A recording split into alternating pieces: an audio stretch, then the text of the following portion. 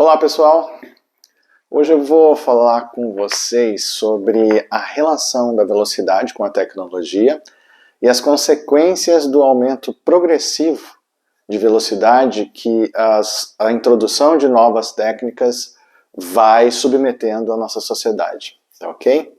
Então vamos lá. Quando eu li esse livrinho aqui do Paul Virilio, esse filósofo francês aqui, me ocorreu assim, vários insights, né, sobre a relação da velocidade e da tecnologia. Recomendo muito a leitura. Esse livro chama Bomba Informática. Já vamos falar mais sobre ele. E assim, me ocorreu uma metáfora, né, para a gente fazer uma análise de como a velocidade muda e como ela influencia, né, a nossa análise da sociedade e da própria história. Eu chamo ela de a síndrome do motorista de Fusca. Então pensa comigo assim que você sabe dirigir um automóvel, né, que você tem um Fusca e dirige ele há anos e muito bem. Você é um ótimo motorista, domina toda a máquina, né, do teu Fuscão e sabe acelerar e sabe frear e tudo mais. E um belo dia aparece para você a oferta, né, de experimentar dirigir uma Ferrari de motorzão de Fórmula 1 mesmo, né, aquela que vai a 400 por hora. O motorista de Fusca pensa, né, bom, eu sou um motorista, eu sei como dirigir um automóvel. E a Ferrari é um automóvel, logo, eu consigo dirigir, né? Mas logo que ele entra na Ferrari, ele vai perceber que uma série de coisas são completamente diferentes, né? Você frear um carro a 300 por hora no final de uma curva é completamente diferente de você frear o teu Fuscão, né?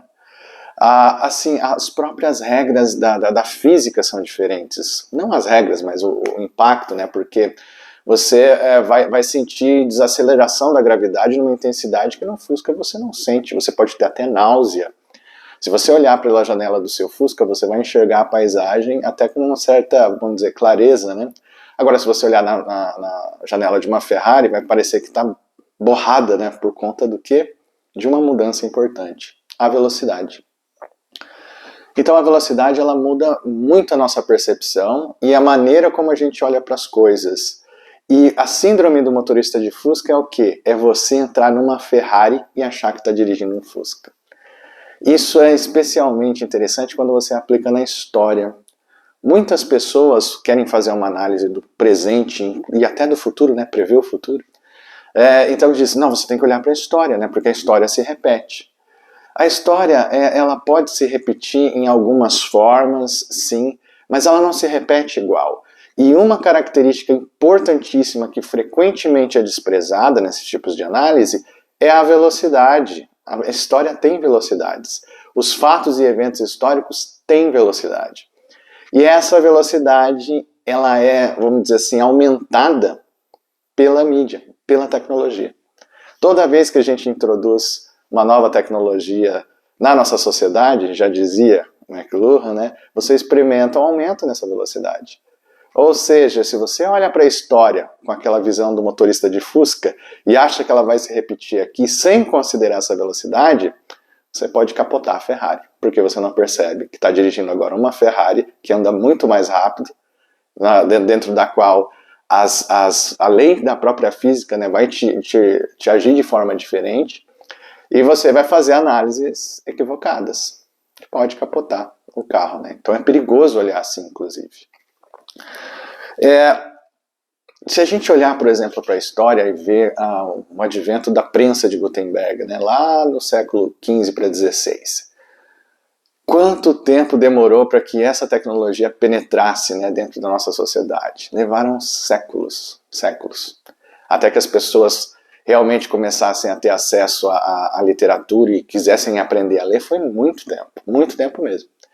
Agora, o que acontece? Com o iPhone, por exemplo, quanto tempo levou para que todo mundo tivesse um smartphone? Não que seja um iPhone, que é caro, né? Mas qualquer tipo de smartphone. Foi questão de anos, não foi nem década. Então, essa tecnologia, ela penetrou muito rápido dentro da nossa sociedade. E introduziu uma velocidade, assim, sem precedentes.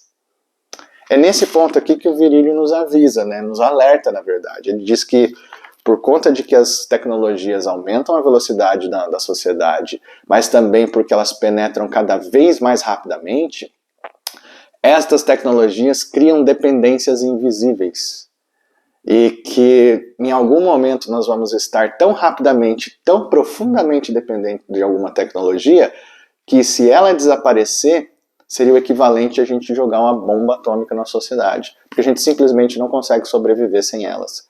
A nossa própria existência fica comprometida pela ausência destas tecnologias. Eu vou dar um exemplo aqui que a gente ouve falar assim como algo quase de ficção científica e que é perfeitamente possível de que se aconteça. Se você pegar os ventos solares, né, aquelas rajadas, né, de tempestade solar que sai de vez em quando da nossa estrela em direção aos planetas, né, do nosso sistema, ele pode danificar aparelhos eletrônicos, em específico satélites que estão em órbita. E qual que é a dependência que a gente tem de satélites hoje? A gente tem uma dependência gigante para comunicação. Imagine se a gente ficar sem comunicação. Como é que a nossa civilização funciona? Ela ia ter diversos problemas de funcionamento. E isso pode acontecer. Pode ter uma tempestade solar tão gigante que inutilize satélites de modo que comprometa realmente a nossa sobrevivência. Então é esse o alerta, né, que o Virílio nos põe, para a gente ter mais atenção com as dependências e a velocidade com que a gente, vamos dizer assim, se rende a novas tecnologias de modo a estar dependente sem que se perceba, né? Eu tive uma conversa com o Andrew McLuhan, né, que é neto do McLuhan aqui, e ele fala sobre como ele ensinava isso para crianças, né, esse conceito de ambiente que a tecnologia cria, que é invisível, né? E ele dava o exemplo do iPhone, né? Ele falava, pensa no iPhone, né? Mas para além da utilidade do iPhone, pensa em tudo que é necessário para que um iPhone funcione. E aí as crianças, né, na aula que ele estava dando, fala precisa de energia elétrica, precisa da companhia telefônica, precisa de uma série, né, de, vamos dizer assim, outros serviços de apoio para que o iPhone realmente funcione. Esse conjunto de serviços, vamos dizer assim, que surgem, né, muitas vezes por conta de uma nova tecnologia, que a gente chama até de indústria, né, são o ambiente, é o que vai configurar o ambiente, e a mudança que o iPhone causou na sociedade é perceptível por conta desse ambiente, que a gente não olha de vez em quando. Não olha de vez em quando, não, a gente não costuma olhar. E aí o Andrew fala para as crianças assim, imagine agora então um mundo sem iPhone, como é que ele seria? E aí o ambiente fica extremamente nítido, né? Coisas que ela teria que fazer de maneira diferente, vamos dizer assim, empregos que sumiriam porque foram criados pelo iPhone, né? E coisas desse tipo. Então é uma maneira de você experimentar, enxergar o ambiente que foi criado pela tecnologia e também as dependências que a gente acaba não percebendo no cotidiano. Você quer ver aqui no Brasil mesmo, recentemente a gente teve algumas panes no WhatsApp. Eu acho que vocês vão se recordar. E a gente está tão dependente do WhatsApp para comunicação que assim, só ficou evidente a hora que sumiu. Como no exemplo do Andrew McLuhan, né? Até os políticos em Brasília tiveram dificuldades, né? De como se comunicar, porque já não lembrava mais nem o número do telefone das pessoas. Aquela parecia que era uma maneira assim que vamos dizer assim, garantida, né, de comunicação. E aí a gente percebe o quanto a gente está dependente dessas tecnologias e o quanto isso afeta a nossa vida e a nossa própria sobrevivência, né? Uma outra coisa que a gente vem observando recentemente, que está muito, vamos dizer assim, polêmico até, né? É o advento da inteligência artificial, dos algoritmos que vão eliminar empregos. Vão automatizar uma série de serviços que hoje, nessa indústria que a gente vive, que é muito mais serviço do que de chão de fábrica, né? A grande parte da população mundial está empregada na área de serviços, tem uma configuração que é muito propensa à automação. O serviço é muito automatizável. Então isso vai fazer com que rapidamente, quando entrar agora 5G de forma mais disseminada e a inteligência artificial de forma mais sofisticada, uma porção de empregos vão ser destruídos. E as pessoas, né, vamos dizer assim, os mais otimistas com a tecnologia pensam, historicamente, os empregos sempre foram destruídos e sempre foram recriados. Empregos melhores, com melhores salários, com menos sofrimento e tudo mais. E se você olhar para a história, isso é bem verdade, né? Agora, não podemos esquecer o alerta do Virílio. O que está mudando, gente? A velocidade. a velocidade com que a gente está destruindo empregos e vai destruir cada vez mais, pode chegar num ponto que a gente não tem a habilidade de recriar os empregos na mesma velocidade que a gente destrói.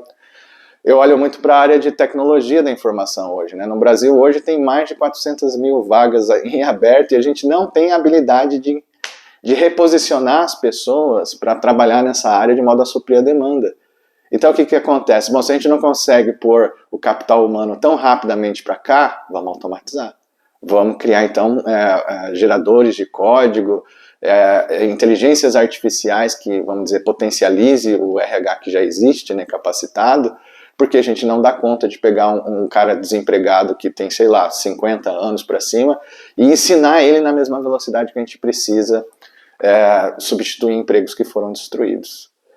Então, a crítica do Paul Virilio ali, ela é muito válida. Eu acho que a gente tem que ter muita atenção com a velocidade que as coisas estão indo e do impacto que introduzir novas tecnologias tem, para que, enxergando esse ambiente, tornando ele evidente, a gente possa tomar melhores decisões. Enquanto indivíduos, para a gente se posicionar dentro desses novos cenários, mas também enquanto sociedade. Né? Que tipo de sociedade a gente quer criar e que tipo de coisa a gente está destruindo sem reconstruir. Né? E você, o que acha dessa velocidade toda que a gente está andando nesse momento? Você se sente também como um motorista de Fusca que embarcou numa Ferrari? Deixa um comentário aí embaixo. Valeu, gente, e até a próxima.